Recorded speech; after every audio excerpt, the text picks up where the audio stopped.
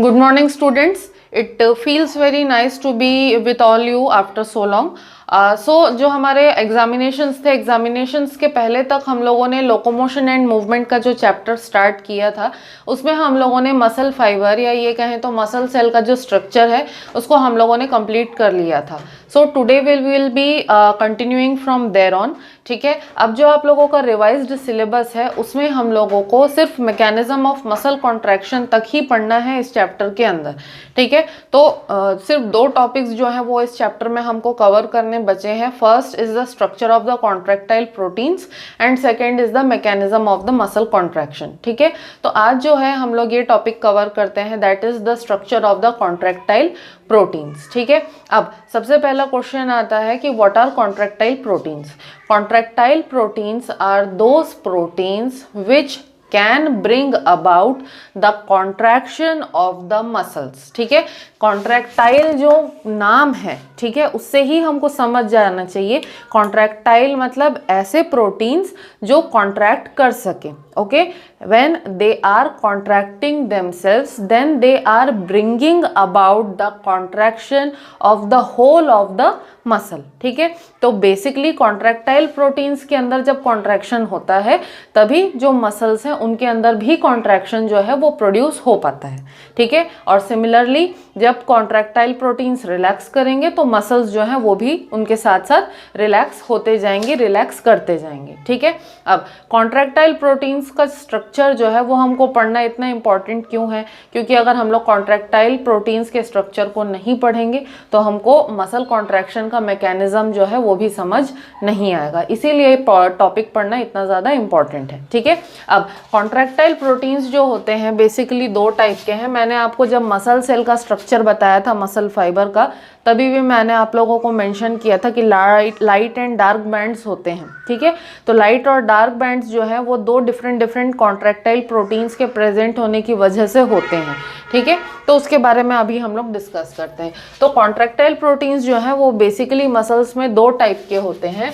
एक होता है एक्टिन और दूसरा होता है मायोसिन. ठीक है, ये जो दोनों होते हैं एक्टिन और मायोसिन, बोथ ऑफ देम इनके इंडिविजुअल कॉन्ट्रैक्शन से मसल्स के अंदर कॉन्ट्रैक्शंस जो हैं वो प्रोड्यूस हो पाते हैं. ठीक है, तो 1 बाय 1 दोनों का स्ट्रक्चर जो है हम लोग स्टडी करेंगे. अब सबसे पहले हम लोग बात करते हैं किसकी? हम लोग बात करते हैं एक्टिन की. ठीक है, मायोसिन के बारे में हम लोग बाद में पढ़ेंगे. ठीक है, अब एक्टिन की बात करते हैं. एक्टिन जो प्रोटीन होता है, ये जो कॉन्ट्रैक्टाइल प्रोटीन होता है, फिलामेंटस होता है ऑब्वियसली. ठीक है, फिलामेंटस होता है और ये जो एक्टिन का फिलामेंट होता है ये मायोसिन के कंपैरिजन में थिन होता है. ठीक है, एक्टिन का जो फिलामेंट है वो मायोसिन के कंपैरिजन में थिन होता है. इसीलिए कई बार हम लोग ऑल्टरनेटिवली एक्टिन को हम लोग थिनर फिलामेंट भी कह सकते हैं. ठीक है, कहते हैं. ठीक, अब ये जो एक्टिन का थिनर फिलामेंट होता है इसके बारे में अगर हम लोग बात करें, ठीक है, तो इसके जो मोनोमर्स होते हैं, इसके जो बिल्डिंग यूनिट्स होते हैं, ये सारे के सारे क्या होते हैं? बेसिकली प्रोटीन्स होते हैं. ठीक है, तो अगर हम लोग बेसिस से स्टार्ट करें कि एक्टिन का फॉर्मेशन होता कैसे है. ठीक है, तो एक प्रोटीन होता है जिसको हम लोग कहते हैं जी एक्टिन. ठीक है, ये जो प्रोटीन है ये कैसा प्रोटीन होता है? सर्कल शेप में है, मतलब किस टाइप का प्रोटीन है? ग्लोब्यूलर प्रोटीन होता है. ठीक है, तो जी एक्टिन जो ग्लोब्यूलर प्रोटीन होता है, दिस इज द मोनोमर. इस मोनोमर से एक्टिन जो है बनता है. ठीक है, अब ये जो जी एक्टिन है क्योंकि मोनोमर है तो इसके अंदर क्या होता है? पॉलीमराइजेशन होता है. पॉलीमराइजेशन होने का मतलब क्या है? जी एक्टिन के बहुत सारे जो मॉलिक्यूल्स होते हैं, प्रोटीन्स के मॉलिक्यूल्स, जी एक्टिन क्या है? प्रोटीन है एक तरीके का, और ये एक मोनोमर है. तो जब बहुत सारे जी एक्टिन के मॉलिक्यूल्स जो हैं एक दूसरे के साथ जुड़ जाते हैं, एक दूसरे के साथ कंबाइन कर लेते हैं, तब क्या होता है? इस तरीके से जी एक्टिन जो है पॉलीमराइज होता है. ठीक है, पॉलीमराइज होने के बाद एक लंबा थ्रेड के जैसा स्ट्रक्चर बनाता है. अब ये जो थ्रेड के जैसा स्ट्रक्चर बना, ये क्या बन गया? F actin. ठीक है, ये क्या बन गया? आपका एफ एक्टिन बन गया. ठीक है, अब एफ एक्टिन के ठीक है, एफ एक्टिन के 2 इसी तरीके के फिलामेंट्स, ठीक है, ये क्या हो गया, एक फिलामेंट बन गया, ठीक है, जैसे मोती है, मोती को धागे में पिरोते जाओगे तो माला बन जाएगा, वैसे ही जी एक्टिन को मोती समझो और जब उसको पिरोते जाएंगे तो एक माला बन जाएगी, ठीक है। वैसे ही ये जो एफ एक्टिन का अब थ्रेड बना, इस तरीके से एफ एक्टिन के 2 थ्रेड बनते हैं, ठीक है, इस तरीके से एफ एक्टिन के 2 थ्रेड बनते हैं और दोनों थ्रेड जो है इस तरीके से आपस में हेलिकली एक दूसरे से लिपटे हुए रहते हैं, ठीक है। 2 एफ एक्टिन के थ्रेड होते हैं और ये दोनों थ्रेड आपस में एक दूसरे से हेलिकली क्या होते हैं, लिपटे हुए रहते हैं, ठीक है। तो इस तरीके से अगर एफ एक्टिन के स्ट्रक्चर को हम लोग देखने जाएं तो मे बी लाइक दिस,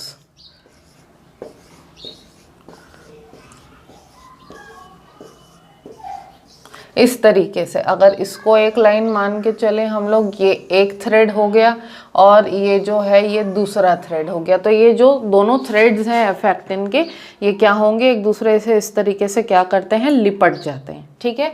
अब ये जो एफ एक्टिन है, एफ एक्टिन के 2 थ्रेड्स हो गए, इसके बाद इसमें और भी एडिशंस होते हैं। क्या क्या एडिशंस होते हैं, एक फिलामेंटस प्रोटीन होता है, ठीक है, एक फिलामेंटस प्रोटीन होता है which is known as tropomyosin, ठीक है। ये क्या होता है आपका, इस तरीके से एक फिलामेंटस प्रोटीन होता है।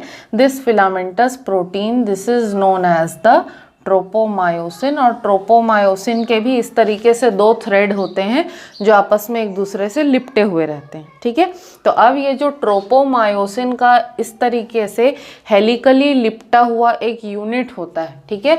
तो ये जो ट्रोपोमायोसिन प्रोटीन है ये भी क्या करता है, ये एफ एक्टिन के अंदर क्या होता है, लिपटा हुआ रहता है, ये भी एफ एक्टिन से। एफ एक्टिन के 2 फिलामेंट तो आपस में लिपटे हुए हैं, ठीक है। उसके साथ साथ क्या होगा, उसके साथ साथ इस तरीके से जो ट्रोपोमायोसिन के 2 थ्रेड्स होंगे वो भी एफ एक्टिन से इस तरीके से लिपटे हुए रहेंगे, ठीक है। तो क्या क्या हमारे पास आया, सबसे पहले आया मोनोमर यानी कि जी एक्टिन। जी एक्टिन जो मोनोमर है उससे का पॉलीमराइजेशन हुआ, ठीक है, एफ एक्टिन बना। एफ एक्टिन के 2 थ्रेड आपस में एक दूसरे से लिपट जाएंगे। एफ एक्टिन के बाद एक और फिलामेंटस प्रोटीन आएगा ट्रोपोमायोसिन, और ये जो ट्रोपोमायोसिन है ये भी एफ एक्टिन के साथ में इस तरीके से लिपटा हुआ मिलेगा। अब चौथी चीज़ आती है, कौन सी चौथी चीज़ आएगी, चौथी चीज़ जो आएगी अगेन ग्लोब्यूलर प्रोटीन्स होते हैं जिनको कहते हैं हम लोग ट्रोपोनिन, ठीक है। अगेन कुछ ग्लोब्यूलर प्रोटीन्स होते हैं, इनको हम लोग कहते हैं ट्रोपोनिन, ठीक है। अब हम लोग क्या बोलेंगे, भाई सभी आपस में एक दूसरे से लिपटे हुए हैं, एफ एक्टिन भी लिपटा हुआ है, ट्रोपोमायोसिन भी लिपटा हुआ है, तो ट्रोपोनिन भी लिपटा हुआ होगा, नहीं। ट्रोपोनिन जो है वो पूरे मतलब length of the F actin, ये जो पूरी एफ एक्टिन की लंबाई है, इस पूरी लंबाई में रैंडमली अलग अलग जगहों पे एक ग्रुप के फॉर्म में एक गुच्छे में प्रेजेंट रहता है, ठीक है। तो ट्रोपोनिन जो है उसके 3 मॉलिक्यूल्स जो होंगे, ये भी प्रोटीन है, ट्रोपोनिन भी प्रोटीन है और ट्रोपोमायोसिन भी प्रोटीन है, ठीक है। तो ट्रोपोनिन के 3 मॉलिक्यूल्स जो हैं वो रैंडमली बीच बीच में जो एफ एक्टिन की पूरी लेंथ है उसमें इस तरीके से रैंडमली बीच बीच में प्रेजेंट रहता है, ठीक है। तो ये क्या हो गया आपका, एफ एक्टिन हो गया, ये हो गया आपका ट्रोपोमायोसिन और ये हो गया आपका ट्रोपोनिन, ठीक है। ये पूरा मिला के क्या बना, ये पूरा मिला के बना एक्टिन, ठीक है। ये पूरा मिला के क्या बना, ये पूरा मिला के बन गया आपका एक्टिन, ठीक है। अब इसके बारे में अगर हम लोग बात करें और बात करें एक्टिन के स्ट्रक्चर के बारे में, तो ये अगर मैं बोलूँ आपको कि जो ट्रोपोनिन होता है, ठीक है, ट्रोपोनिन जो है ये बहुत ही वाइटल होता है किस चीज़ में, कॉन्ट्रैक्शन के मैकेनिज्म में। क्यों होता है, क्योंकि देखो मसल कॉन्ट्रैक्शन के लिए बेसिकली कैल्शियम आयंस की बहुत ज़्यादा ज़रूरत होती है, ठीक है, किसकी ज़रूरत होती है? कैल्शियम आयंस की बहुत ज़्यादा ज़रूरत होती है।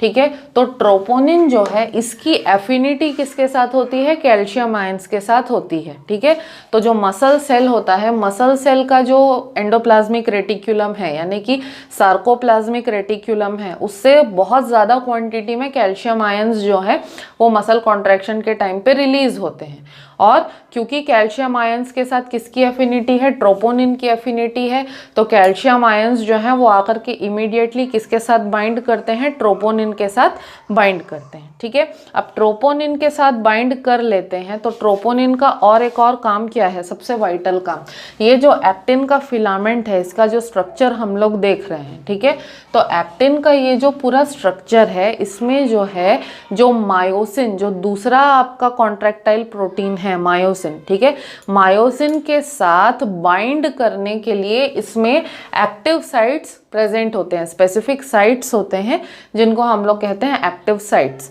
तो एक्टिन के अंदर मायोसिन से बाइंड करने के लिए एक्टिव साइट्स होते हैं।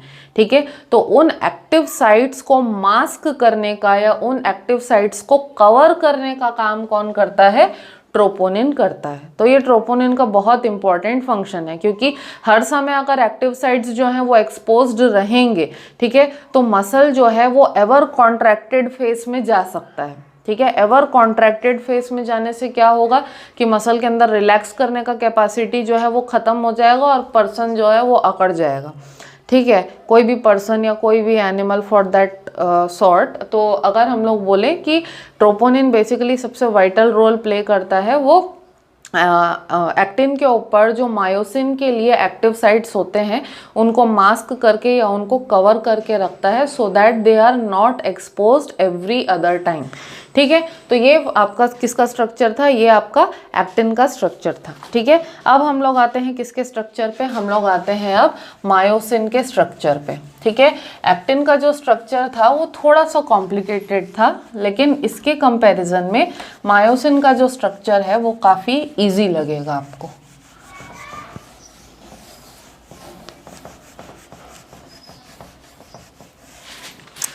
ठीक है, अब हम लोग आते हैं किसके स्ट्रक्चर पे? हम लोग आते हैं मायोसिन के स्ट्रक्चर पे। ठीक है, तो मायोसिन जो होता है ये एक्टिन के कंपैरिजन में इसका जो थिकनेस होता है वो ज़्यादा होता है, तो मायोसिन को हम लोग थिक फिलामेंट भी बोलते हैं। ठीक है, अब ये जो मायोसिन होता है ये जितने भी मसल प्रोटीन का अगर हम लोग कंपोजिशन ले लें कि भाई मसल्स के अंदर जितने भी प्रोटीन्स हैं, ठीक है, उन सारे प्रोटीन्स में से 55% जो कोटा होता है या 55% जो कंपोजिशन होता है वो मायोसिन से बनता है, और बाकी जो 45% है वो एक्टिन से बनता है। ठीक है, तो मसल्स मेजरली किससे बनते हैं? मसल्स मेजरली मायोसिन प्रोटीन से बनते हैं। ठीक है, अब ये जो मायोसिन के फिलामेंट्स होते हैं ये भी क्या होते हैं? पॉलीमराइज्ड प्रोटीन्स ही होते हैं। ठीक है, अब ये जो पॉलीमराइज्ड प्रोटीन्स हैं जो जिससे कि मायोसिन बनता है, ठीक है, तो इसका जो मोनोमर होगा, जैसे एक्टिन का मोनोमर क्या था? एक्टिन का मोनोमर था जी एक्टिन, वैसे ही मायोसिन का भी तो कुछ मोनोमर होगा। ठीक है, तो मायोसिन का जो मोनोमर होता है उसको हम लोग कहते हैं मेरोमायोसिन। ठीक है, मायोसिन का जो क्या है मोनोमर है उसको हम लोग कहते हैं मेरोमायोसिन। ठीक है, अब ये जो मेरोमायोसिन्स होते हैं, ठीक है, हर मायोसिन का जो है 2 पार्ट होता है। ठीक है, क्या 2 पार्ट होता है? इस तरीके से एक स्वोलन हेड होता है। मायोसिन का जो स्ट्रक्चर है, मेरोमायोसिन का जो स्ट्रक्चर है उसमें बेसिकली क्या होता है? इस तरीके से एक स्वोलन हेड होता है। ठीक है, और इस तरीके से एक थिन और लंबा टेल होता है। ठीक है, तो ये किसका स्ट्रक्चर है? ये स्ट्रक्चर है आपका मेरोमायोसिन का। ठीक है, अब पूरा स्ट्रक्चर मैं बना देती हूँ, आप लोगों को क्लैरिफाई हो जाएगा।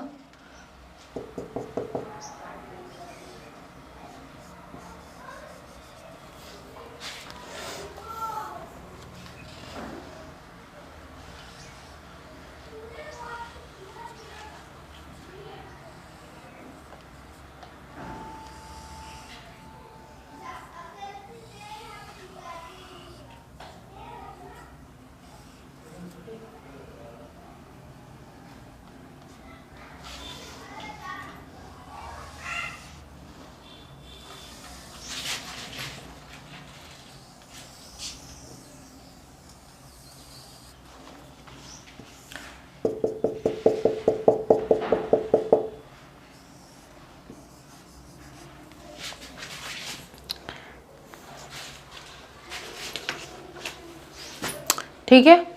अब मेरोमायोसिन का स्ट्रक्चर मैंने बना दिया। मेरोमायोसिन के स्ट्रक्चर में एक स्वोलन हेड होता है और एक लंबा और पतला क्या होता है, टेल होता है। ठीक है, तो ये जो आपका स्वोलन हेड वाला पार्ट होता है, ठीक है, स्वोलन हेड वाला पार्ट होता है, इसको हम लोग कहते हैं HMM। ठीक है, this is known as HMM। What will HMM stand for? HMM will stand for heavy meromycin। Okay, HMM will stand for heavy meromycin। ठीक है, और ये जो टेल वाला पार्ट होता है, this is known as LMM। LMM will be light meromycin। इसलिए HMM और LMM, क्योंकि ये स्वोलन पार्ट है, ज़्यादा बड़ा पार्ट होता है, इसलिए इसको हम लोग हेवी meromycin बोलते हैं। या यहाँ पे मैं लिख भी देती हूँ, ये हेड वाला पार्ट होता है and this once the tail part. ठीक है, तो हेड वाला पार्ट बड़ा होता है, स्वोलन होता है, इसीलिए हेवी meromycin, और टेल वाला पार्ट पतला होता है, लंबा होता है, इसीलिए इसको हम लोग लाइट meromycin कहते हैं। ठीक है, अब ये जो हेवी meromycin है या फिर ये जो हेड वाला पार्ट है, ठीक है, तो ये जो हेड वाला पार्ट है, ये एक पर्टिकुलर एंगल पे प्रोजेक्ट होता है। मतलब इसका प्रोजेक्ट होने का, बाहर की तरफ निकलने का क्या होता है, एक पर्टिकुलर क्या होता है, एंगल होता है, और उसी पर्टिकुलर एंगल पे जो है ये हेड हमेशा क्या होता है, टिल्टेड होता है, या ये हम लोग कह सकते हैं कि कुछ उसी तरीके से जो है वो पॉलीमराइज्ड उसी तरीके से होता है कि उसमें एक एंगुलर लीन जो है वो आ जाता है। ठीक है, अब ये जो है जनरली क्या होता है कि जो हेड और आर्म वाला पार्ट होता है मेरोमायोसिन के अंदर, ठीक है, क्योंकि ये एक एंगल पे प्रोजेक्ट होता है, तो क्या होता है, एंगल पे प्रोजेक्ट होने की वजह से रेगुलर डिस्टेंसेस पे क्या होता है, ये प्रोजेक्ट आउट होता है। रेगुलर डिस्टेंस पे क्या होगा, प्रोजेक्ट आउट होगा। ठीक है, तो इसकी वजह से इसको हम लोग क्या कहते हैं, इसकी वजह से देखो हम लोग इसको क्या कहते हैं, क्रॉस आर्म कहते हैं। ठीक है, पर्टिकुलर एंगल पे प्रोजेक्ट हो रहा है, इसलिए हम लोग इसको क्या कहते हैं, क्रॉस आर्म कहते हैं। ठीक है, अब अगर हम लोग ये हेड के पोर्शन को डिस्कस करें, मेरोमाइसिन के हेड के पोर्शन को, तो यहाँ पे दो आपको अलग अलग पैटर्न्स या ये दो लोकेशंस दिखेंगे, दो पोजीशंस दिखेंगे, जहाँ पे मैंने डिफरेंट डिफरेंट पैटर्न बनाया हुआ है। ठीक है, तो इसका मीनिंग क्या होता है? ठीक है, ये वाला जो पार्ट होता है किसका, जो मेरोमायोसिन का हेड होता है, हेड वाले पार्ट पे जो ये वाला रीजन है, this is the actin binding site. Okay, what is this? This is the actin binding site. Okay, तो जो मायोसिन है, मैंने क्या बोला था, एक्टिन और मायोसिन दोनों कंट्रीब्यूट करते हैं, दोनों साथ मिल करके कॉन्ट्रैक्शन करते हैं। ठीक है, तो जब तक मायोसिन एक्टिन के साथ बाइंड नहीं करेगा तो कॉन्ट्रैक्शन कैसे प्रोड्यूस होगा? ठीक है, तो मायोसिन के ऊपर ये वाला जो साइट है, ये एक्टिन के साथ बाइंड करने में हेल्प करता है। ठीक है, इसीलिए इसको हम लोग एक्टिन बाइंडिंग साइट बोल रहे हैं। ठीक है, अब ये जो ग्लोब्यूलर हेड का दूसरा पार्ट आपको दिख रहा है, ठीक है, what is this? This part is the ATP binding site. ठीक है, this part is the ATP binding site. ठीक है, अब एक चीज़, एक स्पेशलाइजेशन अगर मैं बोलूँ, तो ये जो मेरोमायोसिन का ये जो हेड वाला पार्ट है, यानी कि HMM वाला पार्ट है, this will act as the ATPase enzyme. ये किसके जैसे एक्ट करता है? ATPase एंजाइम के जैसे एक्ट करता है। ठीक है, और ATP प्रोड्यूस करने में हेल्प करता है। ठीक है, तो इसका एंजाइम के जैसे एक्ट करना इतना नेचुरल या इतना ज़रूरी क्यों है? ज़रूरी इसलिए है भाई, क्योंकि मसल कॉन्ट्रैक्शन करोगे, मसल कॉन्ट्रैक्शन करने के लिए ज़्यादा अमाउंट में एनर्जी की ज़रूरत पड़ती है। तो भाई एनर्जी चाहिए, तो एनर्जी बनाने के लिए मशीन भी लगानी पड़ेगी। जैसे कि अगर एग्जाम्पल मैं आप लोगों को दूँ, ठीक है, कोई छोटा सा भी इंस्टीट्यूशन होता है, जैसे बैंक का एग्जांपल देख लो आप लोग, हर बैंक के सामने आप लोग देखोगे कि एक छोटा जनरेटर रहता है। ठीक है। या कोई भी अगर आप लोग जिस भी एरिया में अगर फ्लैट में रहते हो, अपार्टमेंट में, सोसाइटी में देखोगे आपकी, तो आप लोगों की सोसाइटी में पावर बैकअप के लिए जनरेटर जो है वो ज़रूर लगा होगा, ठीक है। तो जनरेटर की ज़रूरत क्यों पड़ती है भाई? क्योंकि अगर पावर कट हो जाता है और बिना पावर के काम कर पाना जैसे बैंक में मुश्किल होता है, तो एक अपना पर्सनल जनरेटर होने से फ़ायदा क्या होता है कि जैसे ही पावर कट होगा जनरेटर स्टार्ट करेंगे, पावर आ जाएगी और आपका काम जो है वो बिना रुके चलेगा। तो सेम चीज़ ये है, यहाँ पे भी होता है कि जैसे भाई हमारे बॉडी में एटीपी अवेलेबल तो है, लेकिन क्योंकि मसल्स जो है वो बहुत उनके अंदर बार बार कॉन्ट्रैक्शन और रिलैक्सेशन कंटिन्यूसली होता रहता है, तो उनको ज़्यादा अमाउंट में एनर्जी की ज़रूरत है। अब हमारे बॉडी में एक लोकेशन से दूसरे लोकेशन तक एनर्जी पहुँचते पहुँचते तक समय लगेगा, तब तक गाड़ी निकल जाएगी, ठीक है। मतलब टाइम निकल जाएगा, कॉन्ट्रैक्शन हो पाएगा नहीं हो पाएगा क्या पता, ठीक है। तो कॉन्ट्रैक्शन के लिए जब एनर्जी की रिक्वायरमेंट होती है तो मायोसिन का जो हेड है, क्योंकि वो एटीपीएज एंजाइम के जैसे एक्ट करता है, तो वो खुद से ही एटीपी सिंथेसाइज करने का काम कर लेता है। तो अगर उसको एनर्जी की कमी पड़ती भी है मसल कॉन्ट्रैक्शन में, तो जो HMM यानी कि हेड वाला पार्ट है मायोसिन का, वो खुद से एटीपी सिंथेसाइज कर सकता है और एटीपी को सिंथेसाइज करके वो अपनी एनर्जी की जो रिक्वायरमेंट है उसको फुलफिल कर सकता है, ठीक है। तो एटीपीएज एंजाइम के जैसे HMM हेड पार्ट जो है मायोसिन का वो एक्ट करता है, और एटीपी के बाइंड करने के लिए यहाँ पे एक साइट भी अवेलेबल है जिसको कि हम लोग कह रहे हैं एटीपी बाइंडिंग साइट, ठीक है। तो अब ये जो एटीपी बाइंडिंग साइट है और जो एक्टिन बाइंडिंग साइट है, ये दोनों साइट्स जो है वो मेरोमायोसिन के हेड पे हमेशा प्रेजेंट रहते हैं, ठीक है। अब अगर हम लोग बात करें कि मसल्स का मेजर कंपोजिशन होता क्या है, ठीक है। मसल्स का सबसे मेजर कंपोजिशन होता है वाटर, ठीक है। सबसे ज़्यादा वाटर प्रेजेंट रहता है। उसके बाद अगर हम लोग मिनरल्स की बात करें तो सबसे ज़्यादा क्वांटिटी में अगर कोई मिनरल प्रेजेंट होता है so that is the potassium. सबसे ज़्यादा क्वांटिटी में पोटेशियम प्रेजेंट रहता है मसल्स के अंदर, ठीक है। उसके अलावा और कौन कौन से मिनरल्स प्रेजेंट होते हैं? सोडियम प्रेजेंट होता है, कैल्शियम ऑब्वियसली ट्रोपोनिन के साथ बाइंड करता है, सोडियम प्रेजेंट है, कैल्शियम प्रेजेंट है, फॉस्फोरस प्रेजेंट है, मैग्नीशियम जो है वो भी प्रेजेंट होता है। तो ये सारे मिनरल्स जो हैं ये मसल्स के अंदर प्रेजेंट होते हैं, मसल्स के कॉन्ट्रैक्शन में क्या करते हैं? हेल्प करते हैं, ठीक है। अब मसल्स के अंदर ग्लाइकोजन जो रिजर्व फूड होता है एनिमल्स का, मसल्स के अंदर ग्लाइकोजन भी प्रेजेंट रहता है, ठीक है। और ऑक्सीजन को कैरी करने के लिए, क्योंकि ज़्यादा एनर्जी की ज़रूरत है मसल्स को, तो बिना ऑक्सीजन के एटीपी का प्रोडक्शन जो है वो नहीं हो पाएगा, ठीक है। तो ऑक्सीजन को स्पेसिफिकली मसल्स के अंदर कैरी करने के लिए एक पिगमेंट होता है which is known as the myoglobin. तो मायोग्लोबिन जो पिगमेंट है ये भी मसल्स के अंदर काफ़ी ज़्यादा क्वांटिटी के अंदर प्रेजेंट रहता है, ठीक है। उसके अलावा और क्या क्या प्रेजेंट रहता है? एटीपी ऑब्वियसली प्रेजेंट रहेगा, यूरिया प्रेजेंट रहता है मसल्स के अंदर, और क्रिएटिनाइन जो है वो भी मसल्स के अंदर प्रेजेंट रहता है, ठीक है। तो आई होप कि आप लोगों को एक्टिन और मायोसिन का जो स्ट्रक्चर है वो समझ में आया है। आज मैं और फर्दर आप लोगों को टॉपिक को इलोंगेट नहीं करूँगी। जो इसके बाद की हमारी क्लास रहेगी उसमें हम लोग इस चैप्टर का जो लास्ट टॉपिक है that is the mechanism of muscle contraction, उसको पढ़ेंगे और उसको हम लोग कंप्लीट कर देंगे। अंटिल देन आज के क्लास में अगर आप लोगों को कोई भी डाउट हो तो you can ask me. Thank you.